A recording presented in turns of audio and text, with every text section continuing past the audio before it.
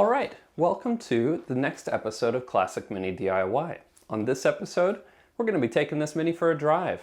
Obviously, I've been working on the motor and all sorts of other mechanical parts, and today is the day we're going to take it on the road and see what happens, see how it goes. And I am going to bring you guys on this journey so you can kind of see and feel what it's like to really start up a car like this after a big rebuild and really get a chance to understand what it's like. But before we get started, before we get into everything, a few things as normal. First, the Venom Steel giveaway has officially ended and the 5 winners have been picked. And I will be announcing those 5 winners at the end of this episode. Also, the 2 contests, the intro design contest and the t-shirt design contest, have also ended. And I have some links in the description below. I need your feedback on one. We only got 1 submission of the intro design contest, so I need you guys to decide whether I should or shouldn't include that intro to replace the one that you just saw for the remainder of the Bad Wolf mini build. Additionally, I will need you guys to pick the winner of the t-shirt design contest. All of the different submissions have been placed in a poll, and if you check that out, you can pick your favorite one, and then that shirt is going to be sold on the merch store. Of course, the people who won that, the intro design contest winner, obviously he is the only submission, so he is going to win that $75 gift card to 7 Mini. And then the t-shirt design contest, that one's still up in the air because you guys have to pick that winner. But whoever wins that will also get a $75 gift card to 7 Mini Parts. But one last thing, I'm only gonna have 1 more video come out before the end of this month, and then I am going on vacation for 2 weeks. I'm going to be going from Ireland to Austria to Paris, and I'm going to be completely out of ticket. I'm taking a vacation. But of course, I am going to be filming the trip because I love filming travel videos. It's one thing that I really enjoy doing. I did one on Iceland, our last trip, but I'm really looking forward to doing one on this trip as well. So if you're into that kind of thing, lucky for you, there's a video coming up. But if you're not into that kind of thing, I guess don't watch the video. But without further ado, let's get out there and let's drive this car.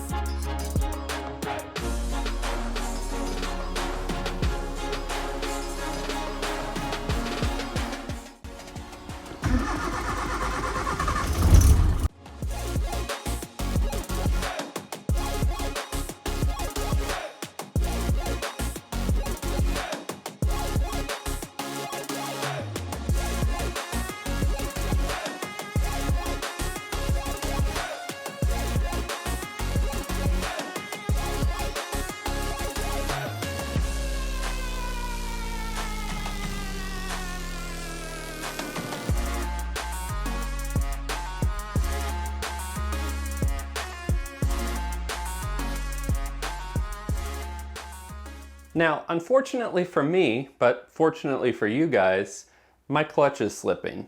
I wanted to do a lot more like a big long expose driving and everything, but unfortunately my clutch started to slip. I brought it back, I've bled it, and it is still not quite engaging the way it needs to.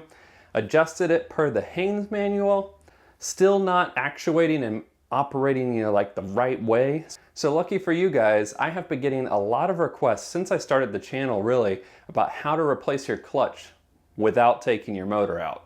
Now this job is doable. It's not the most fun job, and it's definitely something that's time consuming, but I'm gonna do it right for you guys. I'm gonna do a whole video on how to replace your clutch while the motor is in the car, and I'll show you guys all the differences between those clutches. That's going to be the next video that comes out before I leave for Ireland.